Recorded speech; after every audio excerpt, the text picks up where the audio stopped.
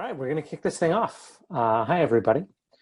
Welcome to the latest episode of Out of Home from Home, the Broadsign webinar series. My name is Adam Green. For those of you who don't know me, I am the general manager of Broadsign's Programmatic business, which hopefully makes me an appropriate person to present today's topic, which is how to evolve your business for programmatic. This webinar was originally designed primarily for media owners, but frankly, it could really apply to anyone, and especially those on the buy side who may be already deeply familiar with programmatic. It should give you some sense of the journey that the sell side is on in order to meet you guys halfway. This presentation was pulled together by team at Broadsign based on lessons that we have learned kind of by proxy. So we're a technology company. We're not an out-of-home media owner. As a result, we're not experts in this topic. We've never transitioned an out-of-home network over to be programmatic ourselves, but we do deal with dozens and dozens of them all around the world, and we've learned a lot watching and helping them go through this process. But I don't purport to say that this is a definitive or exhaustive training. We're going to take you through some lessons that we've learned, some of them very closely and some of them more remotely, as people have given us the feedback of the things that they struggled with. Hopefully, if any of you have any questions, you'll feel free to ask them as we go through. There will be time for questions at the end. As we teach you guys how to evolve your business. If you're not familiar with the Zoom webinars, there is the chat function as well as a Q&A function where you can post questions. I will try to answer them as we go, but if it doesn't look like I'm answering your question, it might be that I'm just too busy spinning so many plates, and please re-ask it at the end. I also apologize in advance for any noise in the background. Like many of you, I am quarantined at home with 2 small children, and 4-year-olds do not come with volume control. So without any further ado, we'll kick it off and get into the content. So the question is, how do you evolve your business? Most media owners know that we live in a landscape of changing media and that they have to evolve their business, because if they don't, then they will ossify and eventually be overtaken by their competition. And it ends up being the most, in nature and in business, the most adaptable creatures that end up surviving, not just the ones with the strongest balance sheets. So your ability as a business leader to think 2, 5, 10 years ahead and start evolving your business now directly reflects how you're going to perform in the future. And so we're going to share with you guys a bit of what we've learned. So when we talk to media owners about this, the number one function that people ask about generally when evolving their media owner business to take into account programmatic is sales. Programmatic is a sales tool or a sales channel, and it's logical that sales would be the most affected, or at least the first affected function. And we do see that that's the case. It generally does affect sales quite a bit in a few different ways. So first and foremost, we've seen programmatic change how our customers sell, and to some degree even what they sell. And I'm going to explain what that means, how they sell. So most of us as business people and as citizens are familiar with the idea of trading volume for price, right? Bulk discounts, volume deals, upfronts, bulk buys at Costco are all sort of predicated on the same idea. If someone buys more, you give them a better price. And this is how a lot of business works. It's just frankly trading volume for price. There's a standard list price that everybody posts, and if you buy a bigger volume, we'll give you a discount. And this is great for publishers. It accomplishes 2 things for media owners. It increases fill because by definition, people are buying more. They bought in volume, as well as security of revenue, because usually with a volume buy, they're not able to buy it all at once. They buy like a month or 2 months worth of inventory, and that gives you security of revenue. So when you're going out to the market to raise funds or even just doing financial planning for how am I going to meet payroll, you know that a month from now, more revenue is going to come in. The problem with volume deals, the problem with trading price for volume, is that they generally actually don't help buyers as much as we think that they do. They get a better price, which is great, but with that generally comes decreased flexibility. Committing to volume, particularly volume in advance, means that if their product launch gets delayed by a month or market conditions change or there's something like a giant pandemic, they often can't get out of it or can't get out of it without paying some kind of penalty. And that can be detrimental to their business. Also, if a media buyer or an advertiser has a really tight target that they're going after, either specific humans or specific conditions, their actual media efficiency might go down. So they're getting more inventory at a lower price. So they're going to get more volume at a lower price, and therefore their dollars per human might go down. But most companies don't care about all the humans, right? Unless you're selling toilet paper, where you really do care about everybody out there. Most people have a segment of the audience that they care about. And if all of a sudden I have to buy huge volumes of inventory, my media efficiency and ultimately my efficacy might go down because the dollars per people that I care about can actually go up if I have to increase my volume too much, especially in an untargeted manner. So what programmatic brings to the table is that maybe there's an idea of other things that we could trade for price. Instead of just trading volume for price, what if we could trade flexibility for price, or security of reaching a campaign goal or reaching a specific audience? Which sounds a little weird at first, but you probably already inherently get this as a media owner, because you give people spot deals where they can choose their dates or choose their boards, but usually they have to pay for that. They pay an elevated price for that. You might guarantee someone security of reaching their campaign goals, like saying, you can advertise in my malls on the holidays at a standard price, but I'm going to need you to also advertise in March or July when I might have lower fill rates. So you're often actually familiar with trading things other than volume for price. Programmatic tools just really allow salespeople to easily broker those kinds of transactions at scale, and to do it particularly flexibly, and particularly also to trade the idea of advertiser security or advertiser flexibility in order to get better price or better volume. So I recognize that still sounds a little esoteric, so I want to show you a little bit what it means. We're going to go back to high school economics class for a second here. On the x-axis of this graph, apologies if it hasn't showed up yet. We've been having a bit of a delay with the slides. They can take a few seconds. On the x-axis of this graph, the horizontal axis is buyer flexibility. So how much flexibility a buyer has to reach the audience that they care about, or the circumstances or conditions that they care about. And on the y-axis, the vertical axis, is price, how much they're going to pay for it. Your average direct sale generally lives somewhere in the bottom left-hand quadrant. The buyer loses usually a lot of flexibility because they're locked into something. And the price is something that everybody's a little bit unhappy about, right? You wish you could have sold it for more as a media owner. They wish they could have bought it for less, but you sort of haggle on a price until you get at something that everybody's willing to stomach. But as I mentioned, the buyer generally has pretty weak flexibility.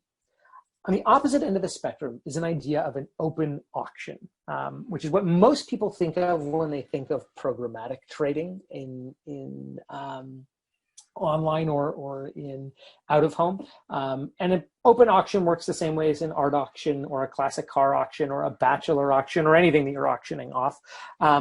You have enormous buyer flexibility. They can come in and they can decide which pieces of inventory they want to bid on and which ones they don't. They're under no obligation to buy at any given moment.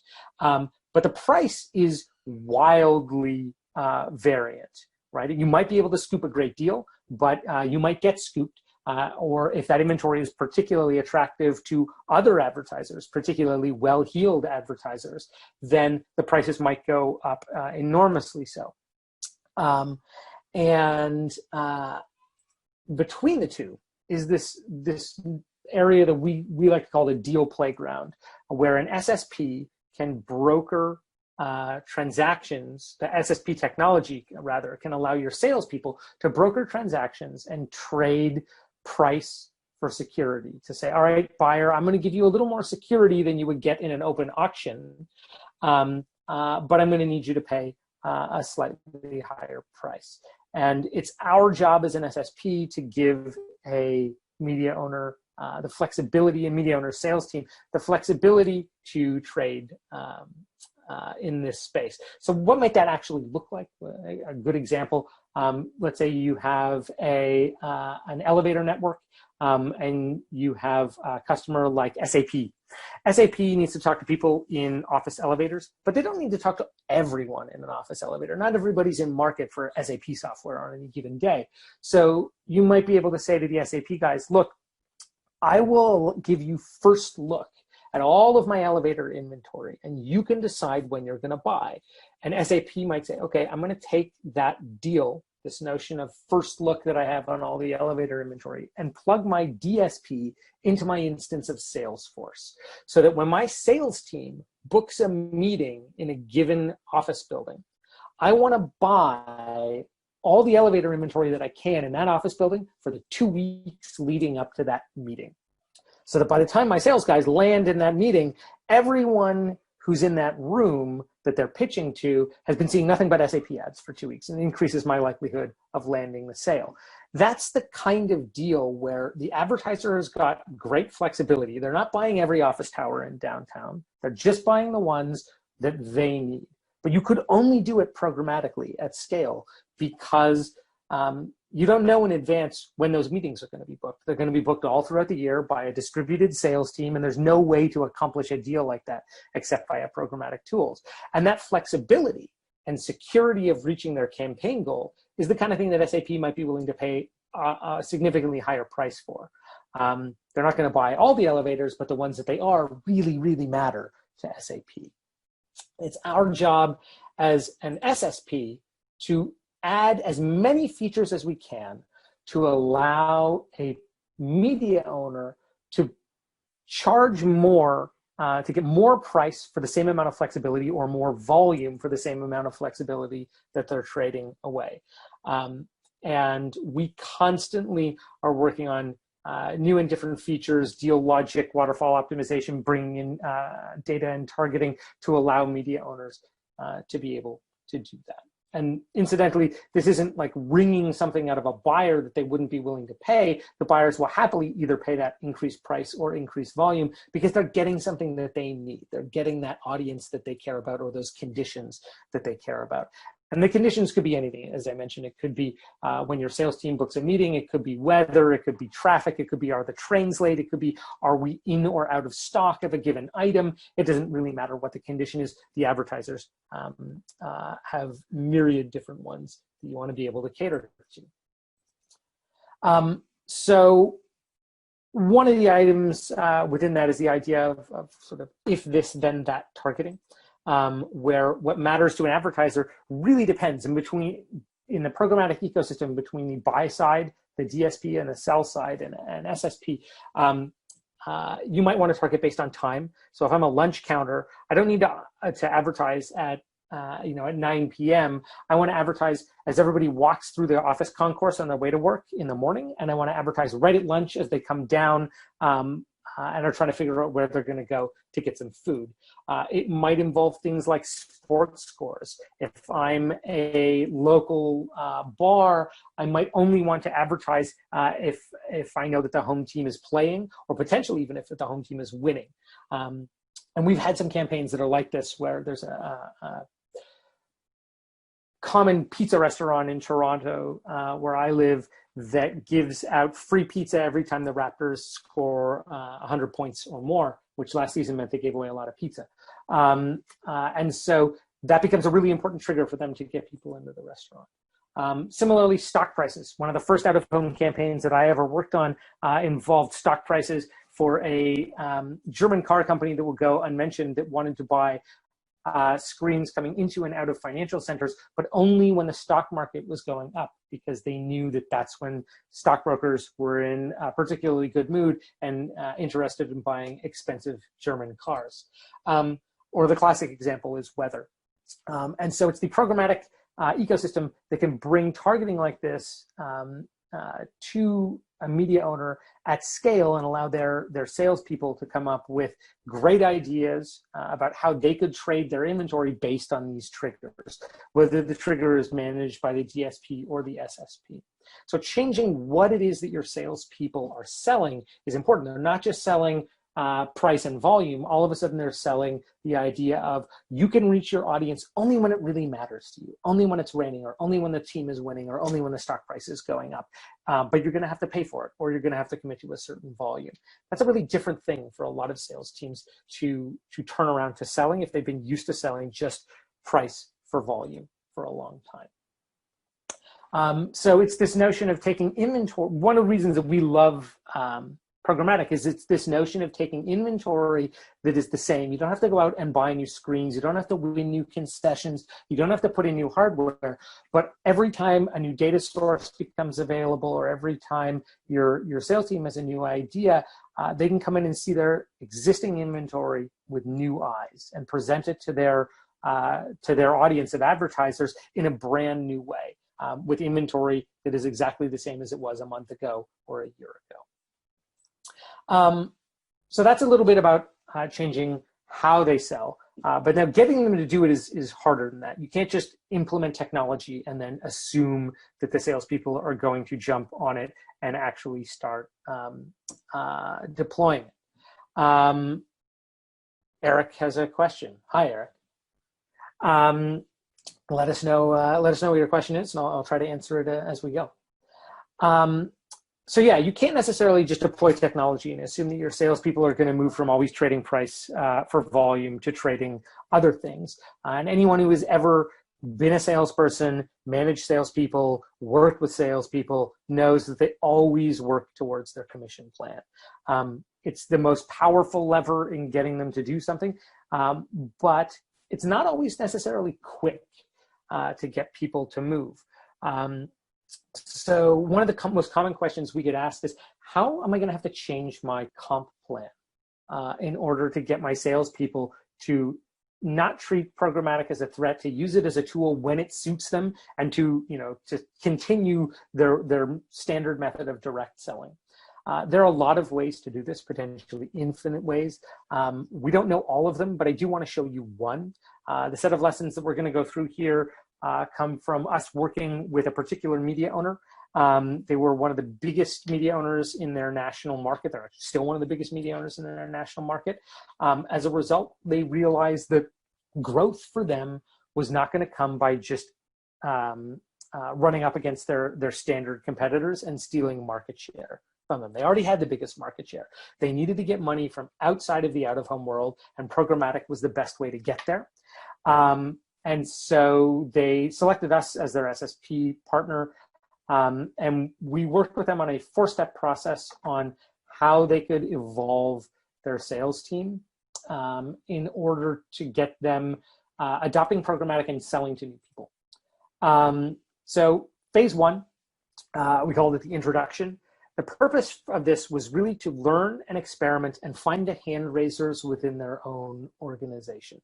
It had very low organizational impact. Most of the company didn't even really know that this was going on. The comp model that they changed, because remember I said the most important thing with salespeople is generally their comp model. They tend to be coin operated. The comp model wasn't really changed. The standard compensation model, the salespeople were paid the same way, but they were given a spiff. So like $500 per campaign.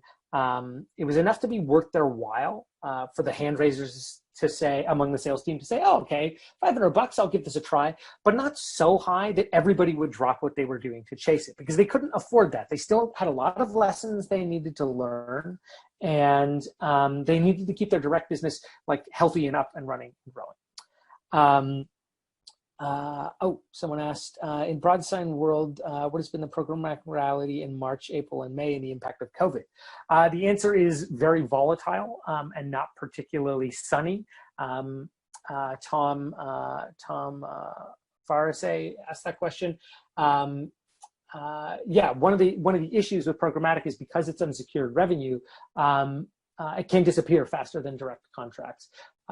So it has been very volatile throughout this period, and we expect that to continue. And that's why for pretty much every media owner, we never expect programmatic to be the only way you sell, right? It's a way to accommodate a specific kind of revenue source or a specific set of advertisers. Is programmatic recommended for any size of inventory? Good question, and I think I'll defer that one to the end, Andre, and we'll get to that soon. Yes, we will be recording this presentation. As for sharing the slides, Christian, do we know, is that something that we're generally going to do? Yes, and it's sent to everybody. There you go. Yep. Rob McKenzie, you're going to get a copy. Done. Okay, so yeah, the comp model was a spiff. Not so big that everybody would drop what they were doing to chase it. They were really just trying to weed out some keeners, some hand raisers who might be able to help them learn as a company. And they rolled out some training, and this was a really important thing. So this was voluntary. Anybody could sign up. It was conducted by third parties, so in this case ourselves and outside industry vendors, really just to start learning. And they got up and running for half a year. Really the only thing they were looking at doing was learning. Incidentally, these blue dots are the staff members, the salespeople, and dark blue means they've converted over to the idea of selling programmatically. They're not selling only programmatically, but it's somebody who says, okay, I'm going to try to start brokering some of these conditional deals. Phase 2, we call it transition. The purpose here was to start to really take the learnings from the previous 6 months and start to actually move the organization. And incidentally, this time frame made sense for this media owner. A completely different time frame might make sense for you, or a completely different methodology might make sense for you. This is merely one answer. So they really wanted to get the company moving, and the goal was to get a meaningful minority of people actively selling using conditional tools, using programmatic private marketplaces. The comp model, they changed it from a spiff to give everybody a separate target. So they still had their direct sales target, but now all of a sudden they had a programmatic target. It was still very, very small, and the part of their variable compensation that came from it was also very, very small. Sufficiently small that most people could still make their on-target earnings completely ignoring this. But it was enough of a signal to the rest of the salespeople that, okay, this is something that is part of my regular comp. I should concentrate on it. They had a multiplier structure, so positive multiplier if you exceeded your target, and negative multiplier if you missed it. And they had a very high upside multiplier, or an accelerator, for those of you who might be more familiar with that kind of sales plan. Very low downside. So if you missed your programmatic sales target, didn't really matter, but if you exceeded it, it could be some nice coin in your pocket. They also rolled out new training. It was mandatory, still conducted by third parties, external folks. The second half of that transition, they were really looking for more people to adopt, to get on board. About half of the people still resisting. That's okay, because they might think it's a phase, or frankly, busy with really big other direct deals. Remember, direct selling is not something you ever want them to let go of. And there's a danger when you introduce a new tool, is that everybody flocks to the shiny toy and forgets your core business, which you really can never afford to do. But by the second half of this, you start to see more people adopting it. Next phase, we call it scale. purpose here was to really move the rest of the company over based on what they had learned before, and meaningfully start to capitalize on what they learned, because they needed to bring in new money. Remember, this media owner, the only way they could grow was by going outside of the out-of-home world. And they didn't want to necessarily just hire external salespeople who would have to come in and learn their world. They had an existing sales force that they wanted to transition. So they really needed to meaningfully transition their whole sales team to do this. The comp model, they now had increased the programmatic target to be a very substantial chunk of their overall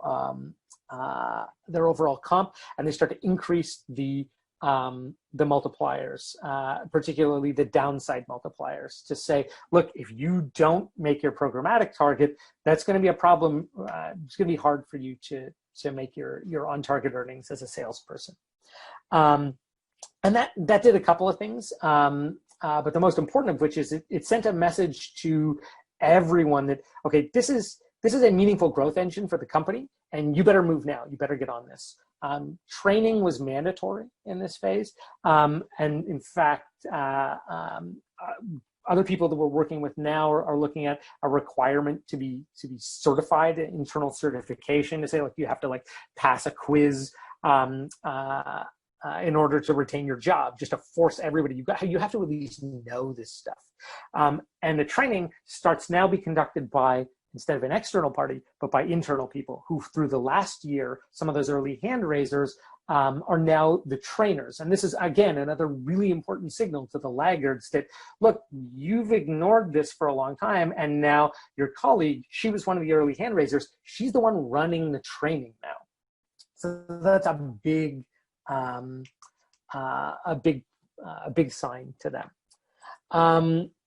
And so by the end of this period, the back half of this period, most of the staff end up joining. Some don't, and that's okay. So this particular media owner was interested, frankly, in weeding a bunch of the people out. They knew they had to make a big change in the way that they operated, how they could go after revenue.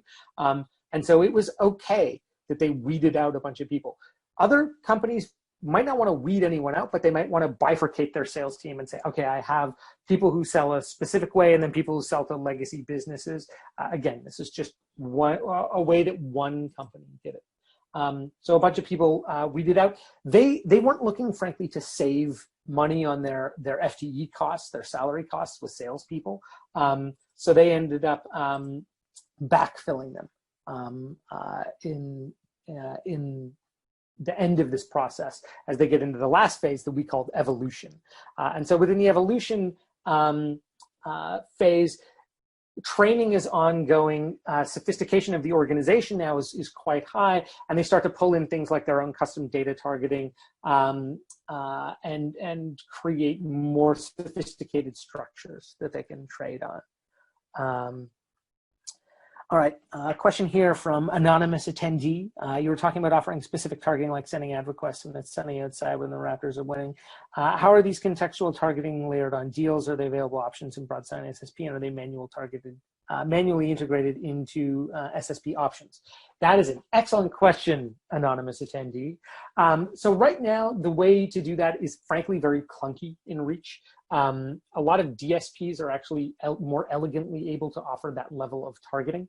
And there are certain kinds of targeting that, frankly, as an SSP, you are never able to offer, like the SAP example that I was giving earlier. That is done at the DSP level. So you're just, as a media owner, carving off a specific piece of inventory, working with the buyer to say, okay, you're gonna put your own triggers on your end, but I'm giving you first look within my waterfall. So before anybody else gets to see this inventory and say whether they want to buy it, I'm taking it to you first. You tell me whether you want it. But in order to do that, you're going to need to pay me something. Either it's going to be a higher price or a volume commitment. You can do some of these conditional triggers if you are a Broadsign control customer. Frankly, it's a little bit clunky on the way to accomplish it, but it's something that we're looking at making much more seamless as time goes on.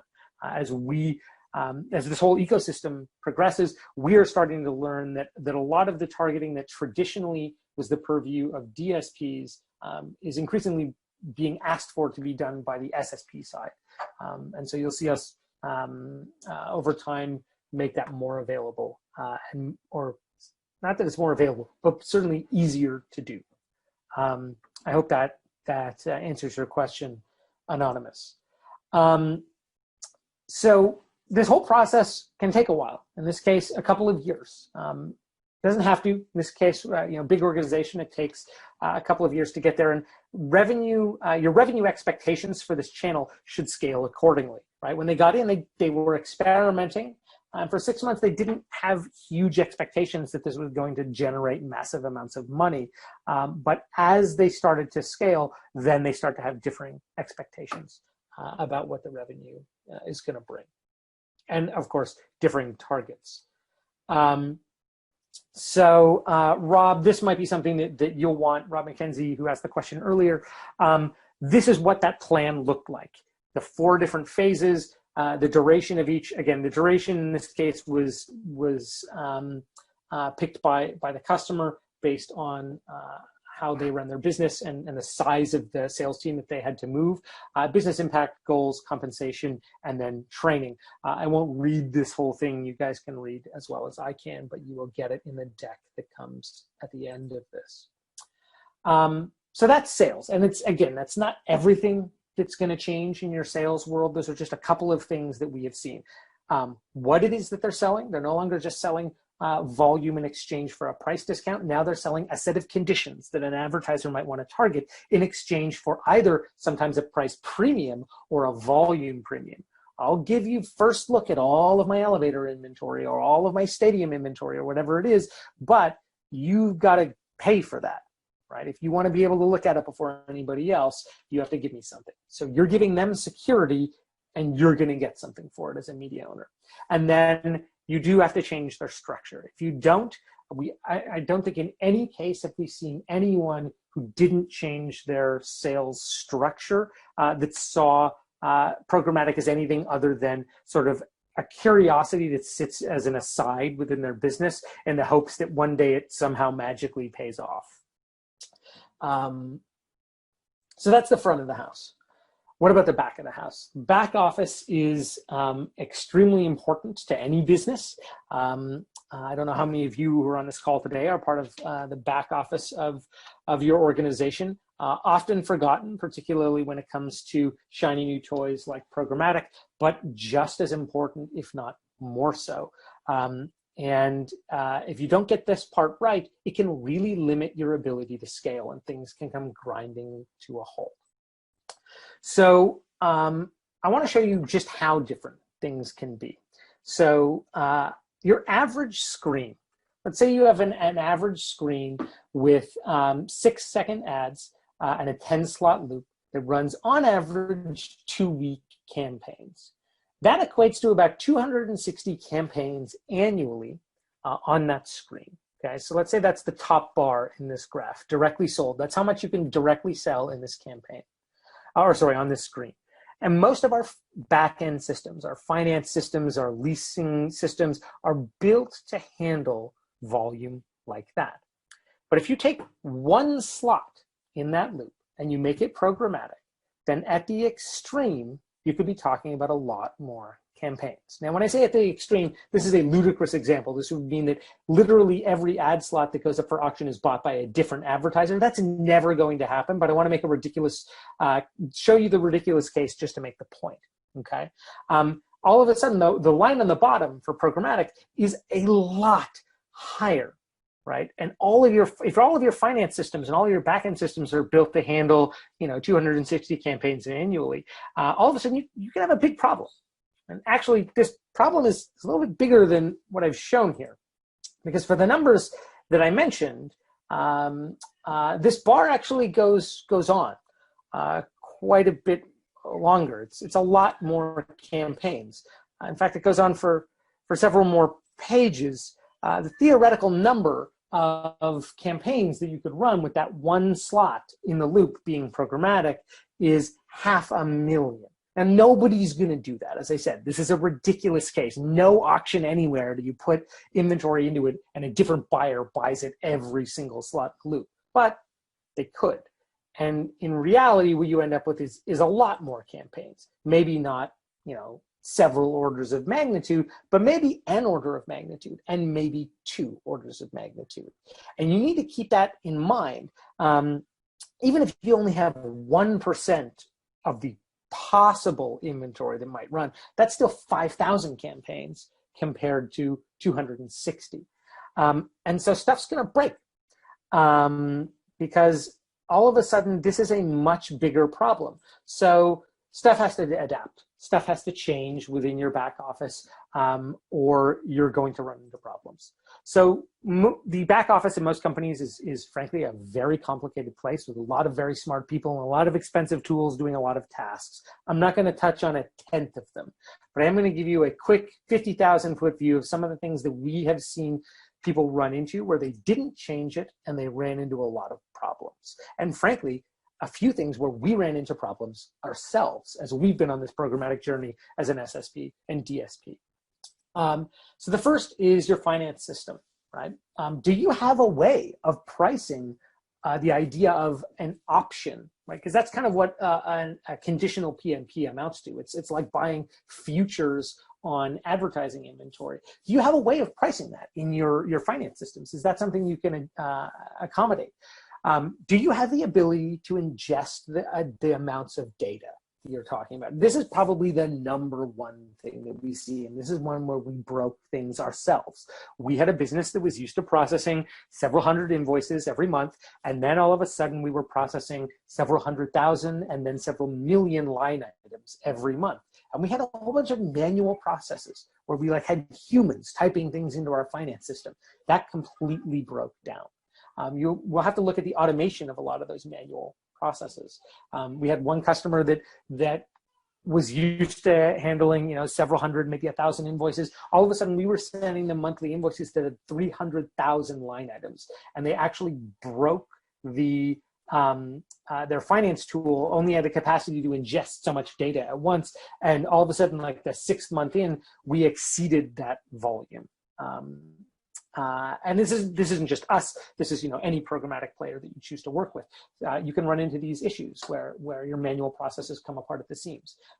We are a multi-currency entity, so we can trade in multiple currencies. Not everybody can. You need to think: is that something that we want to enable? Do we want to say to a European DSP, yeah, you can buy our inventory in euros, or are you solely a one currency entity? We've had a number of entities dive into programmatic because there was demand, and they knew there was demand, but they didn't realize that a lot of the demand might actually come from other markets, which is a weird and new thing for a lot of them because they're used to local players. Leasing and legal, really important department in many media owners. Not everybody, but a lot of them, particularly those who aren't their own landlords. You have to start asking things like, is it reasonable to send every landlord a summary of every ad that ran? Might be when it's 200 ads, but it might not be if it's 50,000 ads. And we've had a number of media owners that have run into this problem where all of a sudden the reports they're sending to their real estate partners start to creep into the hundreds of thousands of line items, and realistically nobody is able to review them. Right? They're sending them the data, but it's just you're obeying the letter of the law and not the purpose of the law, and that can become a problem. The disbursement and thresholds and dates, you're used to running your finance process a specific way, and now you're collecting from a lot more DSPs who are paying a lot more advertisers. How do you manage that? Is it reasonable to say that you're going to pay the landlords on a specific date, or do you need to change those? The issue of creative approval is a really important one. We know that a lot of media owners have concessions where the concession originator says, I need approval of every ad that runs. That's fine if you're running 15 campaigns a month or even 100 campaigns a month. But when you're running 20,000 campaigns a month, is it reasonable for them to have to manually approve all of those? Is that something that's even possible? So those are problems that people run into. Network and ad operations, this is a big one as well. The biggest change here is generally the scale. They have to deal with creative management approvals as well, managing all of those deal priority rules. You have to watch out. Salespeople, as they start to adopt this mindset, salespeople are generally very creative. They can create all kinds of different deal constructs and rule structures. You often have to rein them in. So what are the rules that you're going to put together, and how do you enforce them? How do you manage that inventory? How do you deal with things like bandwidth and caching limits? We have many media owners that have run into problems with this. We have a whole bunch of features that enable you to limit the impact on your network and your bandwidth constraints, but you have to enable them. You have to know that that's coming and anticipate it. And then lastly, the management part of the back office. So do you have the IT capacity to deal with that kind of data? Do you have the skills and tools in-house to be able to analyze and visualize it and actually pull insights out of it?